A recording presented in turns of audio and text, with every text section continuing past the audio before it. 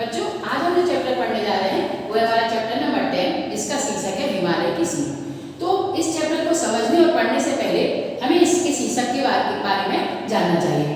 तो इसमें जो हिमालय लिखा हुआ है, सबसे पहले मैं आपको इसके बारे में थोड़ी सी जानकारी देती हूँ। बच्चों, हिमालय एक पर्वत है, यह उत्तर दिशा में स्थित है और इसकी जो सबसे ऊंची चोटी है उसको एवरेस्ट, माउंट एवरेस्ट कहते हैं। ये संसार की सबसे ऊंची चोटी है। इससे जो गंगा नदी है, जो ब्रह्मपुत्र नदी है, ये नदियां हैं जो हिमालय से ही निकली हुई है। इसके बाद यहाँ देखिए आप सीख लिखा हुआ है। सीख का मतलब होता है शिक्षा। तो हिमालय हमें किस तरीके की शिक्षा दे रहा है, इसके बारे में पूरा ये चैप्टर है, वो मैं आपको आगे समझाऊंगी। फिर इसके बाद बच्चों, इसमें जो चैप्टर में बताया गया है कि किसी भी परिस्थिति में हिमालय किस तरीके से अपनी जगह पर स्थिर खड़ा हुआ है, वो अपनी जगह से टस से मस भी नहीं होता है, चाहे उसके ऊपर कितनी भी मुसीबतें आए। तो यही इस चैप्टर से हमें प्रेरणा मिलती है। तो यह हमें हिमालय की तरह ही हमें अपने जीवन में अटल और स्थिर रूप से खड़ा रहना है और अपने जीवन में जो मार्ग में जो हमारी कठिनाइयाँ आती हैं, मुसीबत आती हैं, उन सब का हमें डटकर मुसीबतों का सामना हिम्मत से करना है। कभी हमें घबराना नहीं है, हमारे रास्ते को हमें बीच में छोड़ना नहीं है। और फिर इसके बाद बच्चों, इसमें कुछ कठिन शब्द दिए होते हैं, तो हमें उन कठिन शब्दों को बार बार पढ़ना चाहिए ताकि हम उस चैप्टर को आसानी से रीड कर सकें। और जो पाठ पढ़ना है वो हम अपनी पुस्तक से पढ़ेंगे, तो आगे का भाग हम अपनी पुस्तक से पढ़ेंगे। बच्चों, आज हम जो चैप्टर पढ़ने जा रहे हैं वो है हमारा चैप्टर नंबर 10 और इसका शीर्षक है हिमालय की सीख। चूँकि ये एक पोयम के रूप में है, कविता के रूप में है और इसको हमको उसी कविता के हिसाब से लाइन में पढ़ना है। सबसे पहले बच्चों, हमको इसके हार्ड वर्ड पढ़ना है ताकि हम इस कविता को अच्छी तरीके से आसानी से पढ़ सकें बिना अटके। तो मैं हार्ड वर्डों को पढ़ती हूँ, आप ध्यान से सुनिएगा। पहला है आंधी, अविचल, संकट, प्रण, तूफान, मुसीबत। इन कठिन शब्दों को पढ़ने के बाद अब इस कविता को मैं पढ़ने जा रही हूँ, आप ध्यान दीजिएगा।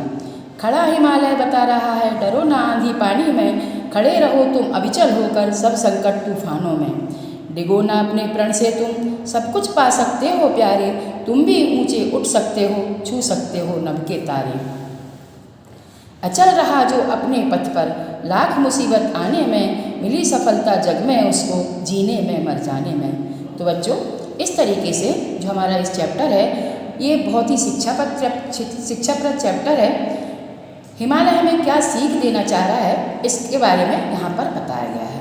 तो बच्चों, पहले हम जो 4 लाइन हैं उसमें देखते हैं कि हमें इस हिमालय क्या शिक्षा दे रहा है। खड़ा हिमालय बता रहा है, डरो ना आंधी पानी में, खड़े रहो तुम अविचल होकर सब संकट तूफानों में। बच्चों, यहाँ अविचल का मतलब होता है अपने जगह से नहीं हटना, अविचल यानी जो स्थिरता। और हिमालय क्या कह रहा है? हिमालय कह रहा है कि जिस तरीके से मैं कितनी भी आंधी आए, पानी हो, बरसात हो, चाहे चिलचिलाती धूप हो, किसी भी विषम परिस्थितियों में मैं हर परेशानी को, हर बाधाओं को, हर मुसीबत को सहन करता हुआ, झेलता हुआ अपनी जगह पर स्थिर खड़ा हूँ, अटल रूप से खड़ा हुआ हूँ। तो आप भी जीवन में अपने उद्देश्य को पाने के लिए अपने मार्ग पर स्थिरता के साथ खड़े रहें और अपने मार्ग में आने वाली मुसीबतों का साहसपूर्वक सामना करते हुए निरंतर आगे बढ़ते रहें। बच्चों, दूसरी 4 लाइन देखते हैं। डिगो ना अपने प्रण से तुम सब कुछ पा सकते हो प्यारे, तुम भी ऊंचे उठ सकते हो, छू सकते हो नभ के तारे। यहाँ बच्चों, ऊंचे उठने का मतलब है सफलता की ऊंचाइयों को प्राप्त करना। और यहाँ डिगो का मतलब है हटना, प्रण का मतलब है प्रतिज्ञा और नभ का मतलब है आकाश या आसमान। तो अब इसमें क्या, इस 4 पंक्तियों में हमें क्या बताया गया है वो मैं आपको समझाती हूँ। हिमालय कहता है कि यदि हम अपनी की हुई प्रतिज्ञा से, जो हमने अपनी मंजिल तय की है, अपना एक उद्देश्य निर्मित किया है, अगर हम उससे हटेंगे नहीं तो हम सब कुछ पा सकते हैं, मतलब सफलता को प्राप्त कर सकते हैं। कब? जब हम अपनी प्रतिज्ञा को पूरा करने के लिए अपने प्रयासों को खत्म नहीं करेंगे, उनसे दूर नहीं जाएंगे। तुम भी ऊंचे उठ सकते हो, छू सकते हो नभ के तारे। यहाँ पर ऊंचे उठने का मतलब है महान बनना।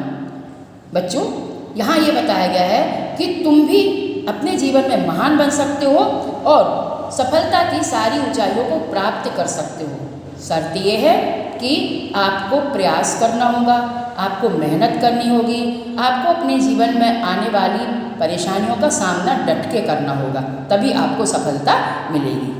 अब नीचे की 4 लाइन देखिएगा। अचल रहा जो अपने पथ पर, लाख मुसीबत आने में, मिली सफलता जग में उसको, जीने में मर जाने में। ये 4 पंक्तियाँ बहुत ही अच्छी हैं और हमें ये बहुत अच्छी शिक्षा देती हैं। इन पंक्तियों में ये कहा गया है कि जो भी व्यक्ति अपने रास्ते में आने वाली रुकावटों के लिए प्रतिज्ञाबद्ध तरीके से खड़ा रहा है, जिसने अपने मार्ग को छोड़ा नहीं है, कितनी भी मुसीबत आए जीवन में, देखो बच्चों जीवन सहज या सरल नहीं होता है, उसमें बहुत सारी परेशानी आती, बहुत सारी बाधाएं आती हैं। तो हमें उन सारी बाधाओं को पार करते हुए, सारी परेशानियों का सामना करते हुए निरंतर आगे बढ़ना है। जिस व्यक्ति ने अपने जीने मरने की परवाह किए बिना, अपने अच्छे बुरे की चिंता किए बिना उन मुसीबतों का सामना किया है, उनका डटकर मुकाबला किया है, उसी व्यक्ति को इस संसार में सफलता मिली है।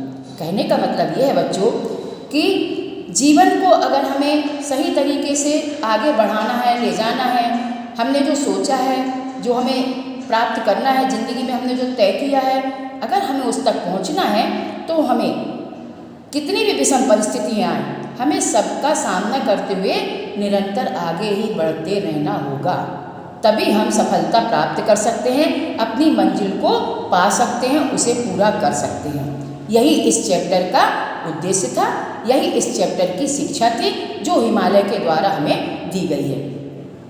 तो अंत में मैं इतना ही कहना चाहूँगी कि हिमालय की प्रेरणा से जो हमें अपने जीवन में अटलता, स्थिरता, अविचलता की जो प्रेरणा मिली है, हमें अपने जीवन में उसको ज़रूर फॉलो करना चाहिए, उस पर ज़रूर अमल करना चाहिए, ताकि हम अपने जीवन को एक सुखमय और एक सफल जीवन बना सकें।